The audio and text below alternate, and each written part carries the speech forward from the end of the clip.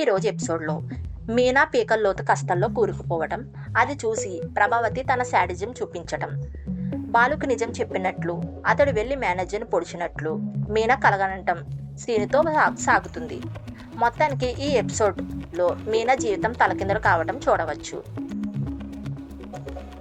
మీనాను పట్టించుకొని ఓనర్ తనను మేనేజర్ మోసం చేశాడంటూ ఓనర్ దగ్గర మీనా వేడుకునే సీన్తో సీరియల్ సోమవారం జూలై 20 ఎపిసోడ్ మొదలవుతుంది. కానీ మేనేజర్ మాత్రం అక్కడ కూడా బొకాయిస్తాడు. చింతామణికి తానంటే పడదని, ఇతనితో కలిసి ఆమె ఇలా చేసిందని మీనా చెబుతుంది.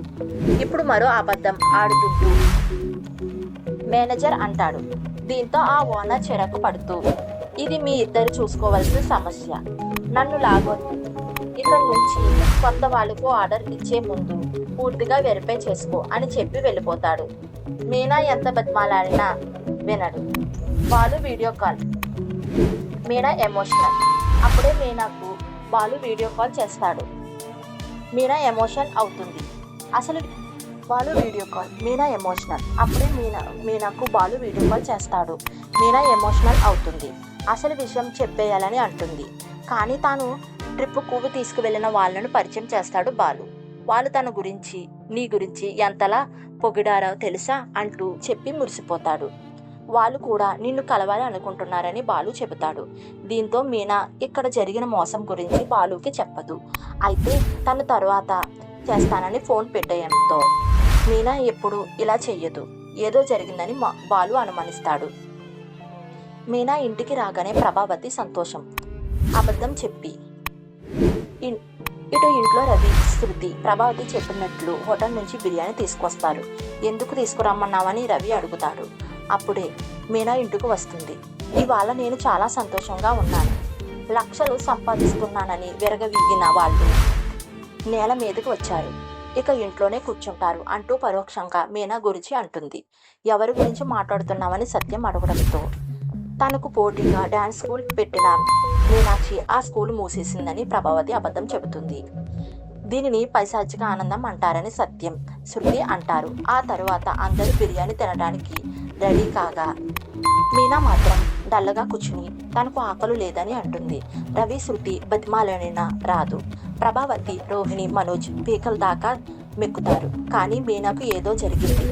ఏమైందో అడుగుదామని సత్యం, రవి, శృతి ఆమె దగ్గరకు వెళ్తారు.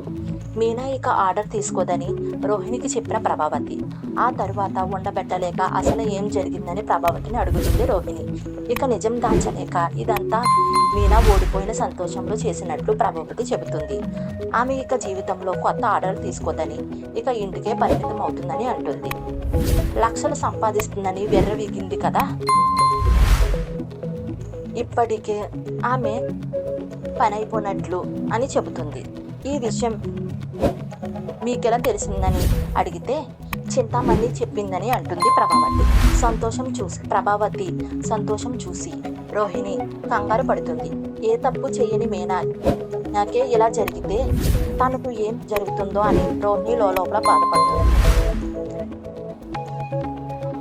సత్యం, రవి దగ్గర నిజం దాచిన మీనా అటు సత్యం, రవి, శృతి కలిసి మీనా దగ్గరికి వెళ్తారు. తినేంటి తినలేదు, ఇలా ఒంటరిగా పైకి వచ్చి ఎందుకు బాధపడుతున్నామని అడుగుతారు. కానీ మీనా మాత్రం నిజం చెప్పదు. పని ఎక్కువైంది కదా, తలనొప్పిగా ఉందని అబద్ధం చెప్తుంది. సత్యం, రవి పదే అడగడంతో కాస్త చిరాకు పడుతుంది. ఏం కాలేదని చెబితే వినరేంటి అంటుంది. సరే కానీ ఇలా ఎక్కువసేపు ఒంటరిగా ఉండకు అని చెప్పి వెళ్ళిపోతారు. ప్రభావతిని నిలదీసిన సత్యం. కిందకి వచ్చిన తరువాత ప్రభావతిని సత్యం నిలదీస్తాడు. మీనా బాధగా ఉంది, నువ్వు సంతోషంగా ఉన్నావు, నువ్వేమైనా అన్నావా అని అడుగుతాడు. నాకెప్పుడు అదే పన అని బొకాయిస్తుంది ప్రభావతి. వెళ్ళిపోతుంది. ఆ తర్వాత రవి, శృతును అదే అనుమానం కలుగుతుంది. అమ్మే వదిలి ఏదో అన్నట్లుగా అని రవి అంటాడు. మీనాకు పీడకలు. మేనేజర్ను పొడిచిన బాలు. ఆ తర్వాత మీనాకు ఒక పీడకలు వస్తుంది. అందులో బాలు ఇంటికి రాగానే మీనా నిజం చెప్పి ఏడుస్తుంది. నువ్వు తప్పు చెయ్యలేదు, తప్పు చేసిన వాడిని తన్నైనా సరే డబ్బులు వసూలు చేసుకుందాం అని ధైర్యంగా చెబుతుంది. మరుసటి రోజు ఉదయమే మేనేజర్ దగ్గరికి ఆవేశంగా వెళ్ళిన బాలు అతన్ని చితకబాదుతాడు. మా ఆవిడ మోసం చేసావంటావా అని నిలదీస్తే అదే మోసగత్తి అని మేనేజర్ అంటాడు. దీంతో అక్కడే ఉన్న కత్తిని తీసి అతను పొడుస్తాడు బాలు. మీనా ఉలిక్కి పడి నిద్ర లేస్తుంది. కల కావడంతో ఊపిరి పీల్చుకుంటుంది. మీనాకు బాలు ఫోన్ నిజం చెప్పిన మీనా. అప్పుడే మీనాకు బాలు ఫోన్ చేస్తాడు. ఫోన్ ఎందుకు లిఫ్ట్ చేయడం లేదని అడుగుతాడు.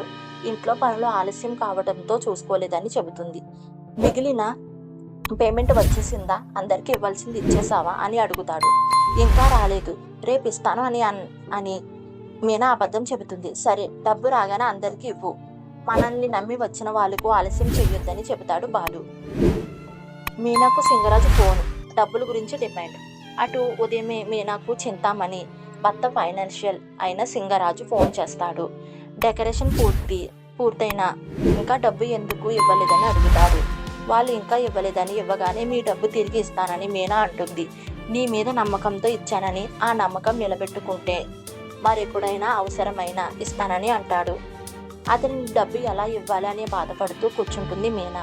అప్పుడే ఆమె దగ్గర పనిచేసిన వాళ్ళు కూడా వస్తారు. తన కూతుర్ని హాస్పిటల్లో చేర్చామని, తనకు రావాల్సిన డబ్బు ఇవ్వమని ఆమెను అడుగుతారు. దీంతో ఏం చెయ్యాలో తోచక మీనా ఆలోచనలో పడుతుంది. అక్కడితో గుండెండా గుడి గంటలు సీరియల్ ఈ రోజు ఎపిసోడ్ ముగుస్తుంది.